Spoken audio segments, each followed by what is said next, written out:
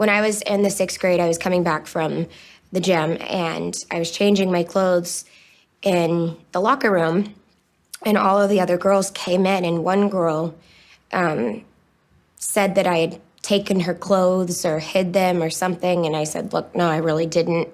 I don't know where clothes went, but I didn't touch them.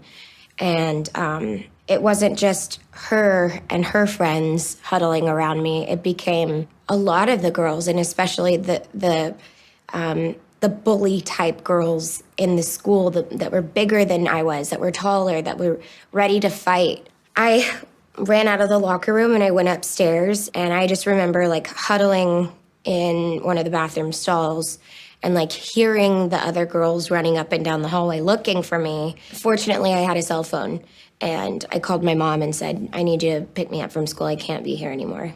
If someone had done something and said, hey, are you okay? Or is there any way I can help? Or stood up for me in that moment where I was in the locker room and everyone was ganging up on me, I think that I wouldn't have been affected as hard as I was with the bullying if somebody had done that. It's important for every bystander to know that they have a purpose, because they have the potential to maybe possibly even save somebody's life.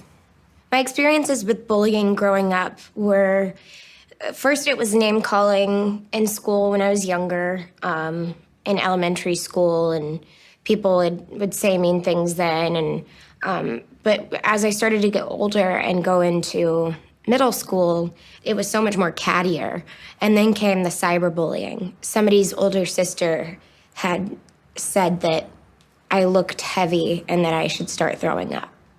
And to say that about anybody is horrible, let alone a 14-year-old girl. With cyberbullying, it's a whole different world. And that's the scary part, is there's no teachers, there's no parents to put their foot down and say, you can't post this about so-and-so. You know, most of the time they're not even watching.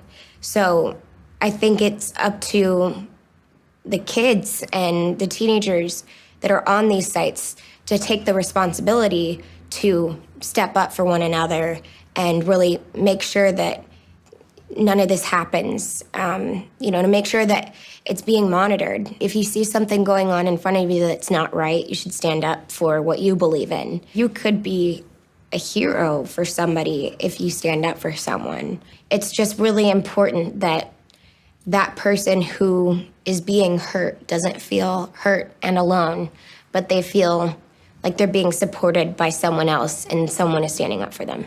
We are so blessed in our generation to have the internet and sites on there that are used for good. You know, you can go on charity sites and donate money, and if you can't donate money, you can talk to your friends and stay connected with them, but say positive things. And it would only be a shame if none of us used it for good.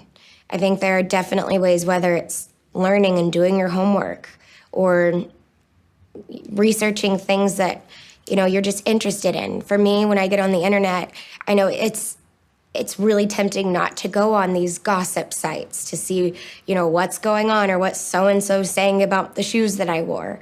I want to know, but at the same time, I know it's better for me if I go on CNN.com and learn about what's really going on in our world. And also going on my Twitter and reaching out to people if they're having a hard time or showing my support, or even just quotes that are inspiring to me. I just tweet them. And as simple as that, that little action can really actually change someone's day without me even knowing it. Even if you don't have as many followers as I do, you have people that are going to be reading it. And if you put positivity out there, positivity is what you're going to receive. If you are at school and you see a new student who is maybe being pushed around or, even just doesn't have any friends at school, I think one of the most exciting things about having a new person come to your school is not only do they have a new slate, but you also get to have a new slate with this person.